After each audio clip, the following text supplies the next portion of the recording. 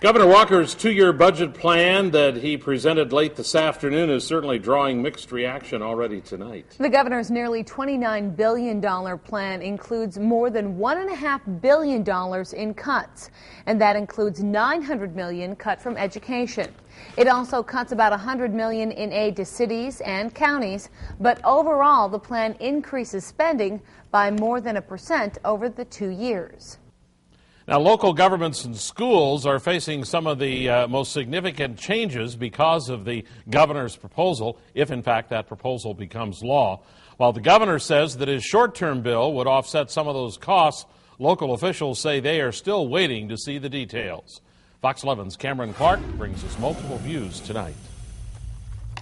After weeks of waiting to hear the details of the governor's budget plan, many local officials say we were just guessing. The devil's in the details. They're still in the same boat. We don't know specifically how it affects the city just yet. Green Bay Mayor Jim Schmidt says after taking a preliminary look at the budget numbers, he thinks it can be done without sacrificing city services or jobs. We've got some calls into Madison to our local legislators as well as the governor's office to really define specifically what the cut and shared revenue is to the city. But as an aggregate, it looks doable. Our state aid shared revenue is going to be reduced over $2 million. How do you make that up without decreasing your services that you provide? Brown County Executive Tom Hinn says he will sit down with his staff Wednesday, but says a lot will depend on money from the budget repair bill. The proposal that reduces benefits and bargaining rights for most public employees will also affect schools. If they do not, our schools face massive layoffs of teachers.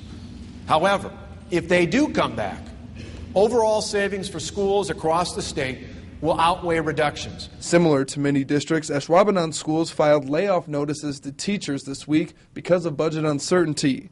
While 13 teachers were notified, Superintendent Dave Schmidt says because of factors in the state funding formula from property value to open enrollment, it could still be months until they know their final picture. Once a couple of those are done, we'll be able to hopefully start bringing back some of the people who are laid off here. The budget proposal would also affect the UW system by allowing UW-Madison to break off and cutting $125 million to the other 25 campuses. How do we work with the individual campuses to see where those dollars can best leverage what they're doing? And while there's been weeks of waiting, many say there could be more to come.